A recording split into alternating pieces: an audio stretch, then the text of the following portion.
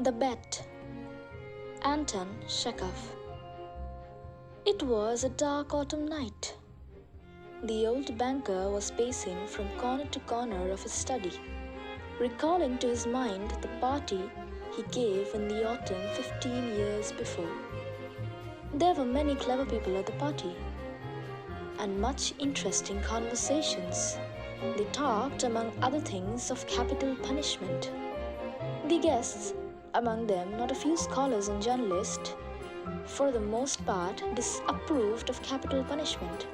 They found it obsolete as a means of punishment, unfitted to a Christian state and immoral. Some of them thought that capital punishment should be replaced universally by life imprisonment.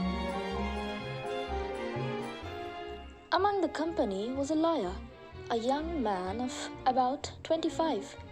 On being asked his opinion, he said, "Capital punishment and life imprisonment are equally immoral.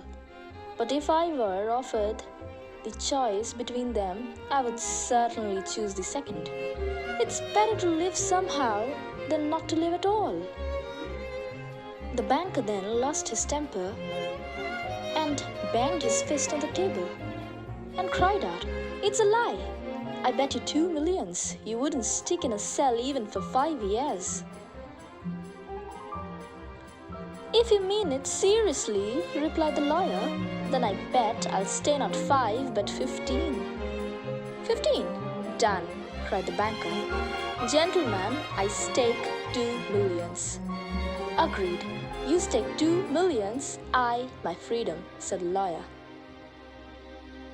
So this wild, ridiculous bet came to pass. The banker, who at that time had too many millions to count, spoiled and capricious, was beside himself with rapture. During supper, he said to the lawyer jokingly, "Come to your senses, young Ron, before it's too late. 2 millions are nothing to me, but you stand to lose there 4 of the best years of your life. I pity you." And now, the banker, pacing from corner to corner, recalled all this and asked himself, "Why did I make this bet? What's the good? The lawyer loses 15 years of his life and I throw away 2 millions. Will it convince people that capital punishment is worse or better than imprisonment for life? No, all stuff and rubbish. On my part, it was the caprice of a well-fed man, on the lawyer's pure greed of gold." And he recollected further what happened after that evening party. The agreement provided and obliged that the lawyer would remain exactly 15 years from 12 o'clock of November 14th, 1870 to 12 o'clock of November 14th, 1888. During the first year of imprisonment, the lawyer, as far as it was possible to judge from his short notes, suffered terribly from loneliness and boredom. From his wing day and night came the sound of piano. He rejected wine and tobacco. "Wine," he wrote, "excites desires, and desires are the chief foes of a prisoner. Besides, nothing is more boring than to drink good wine alone." In the second year, the piano was heard no longer, and the lawyer asked only for classics. In the 5th year, music was heard again, and the prisoner asked for wine. In the second half of the 6th year, the prisoner began zealously to study languages, philosophy, and history. He fell on these subjects so hungrily that the banker hardly had time to get books enough for him. In the space of 4 years, about 600 volumes were bought at his request. He said, "My dear Galler, I am writing these lines in 6 languages. Show them to experts. Let them read them. If they do not find one single mistake, I beg you to give orders to have a gun fired off in the garden. By the noise, I shall know that my efforts have not been in vain." The geniuses of all ages and countries speak in different languages, but in them all burns the same flame. Oh, if you knew my heavenly happiness now that I can understand them. The prisoner's desire was fulfilled. 2 shots were fired in vain by the banker's order. 15 years before, the banker had too many millions to count, but now he was afraid to ask himself which he had more of, money or debts. The banker recalled all this and thought, tomorrow at 12 o'clock he receives his freedom.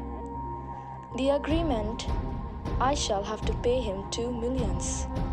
If I pay, it's all over with me. I am ruined forever, forever.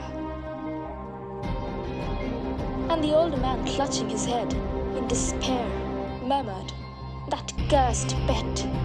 Why didn't the man die? He's only 40 years old.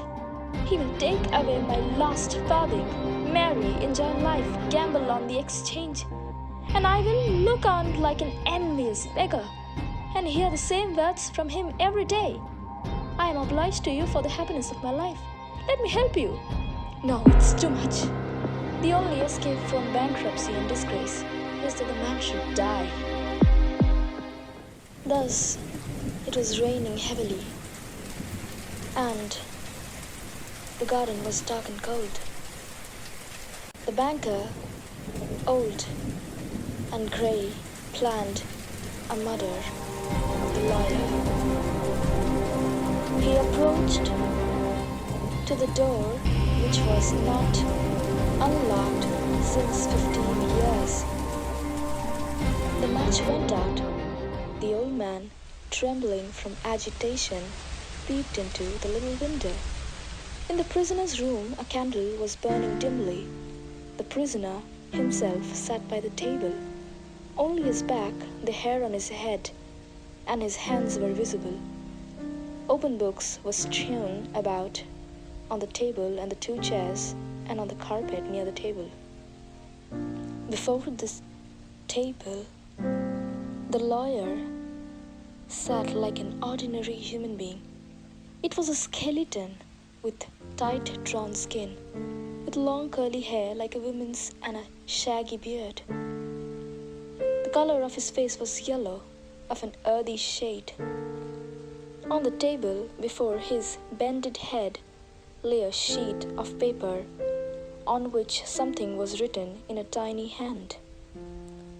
The banker thought, poor devil, he's asleep and probably seeing millions in his dreams.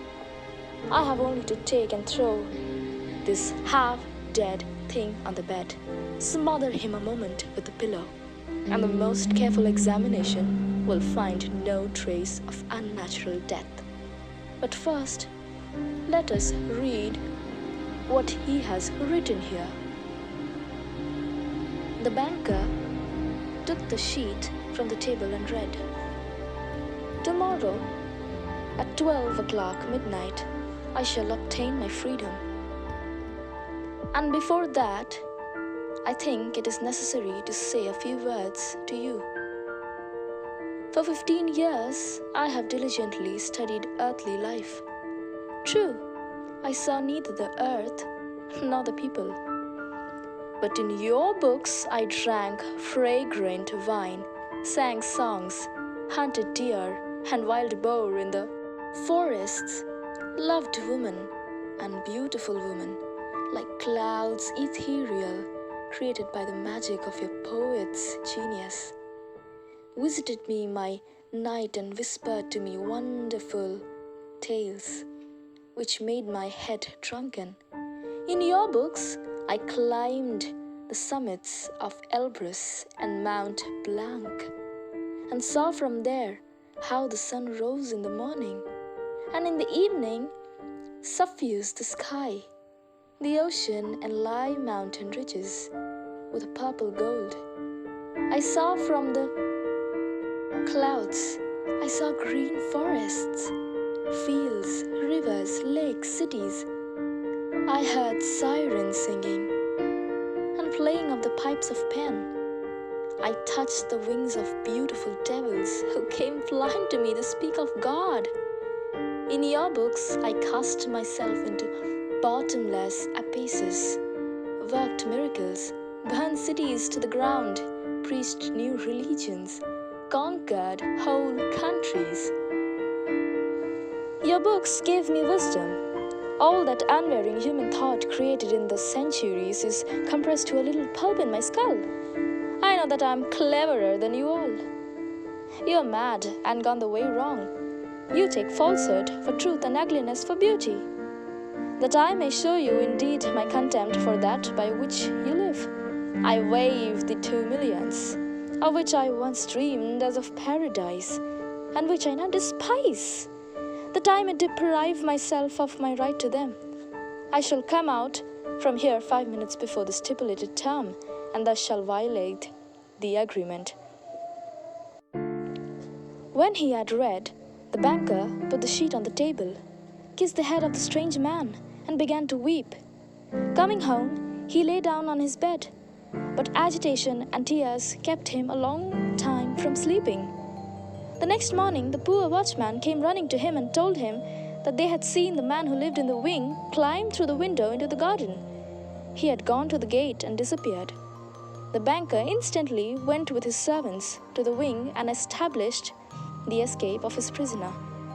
To avoid unnecessary rumors, he took the paper with a renunciation from the table and, on his return, locked it in his safe.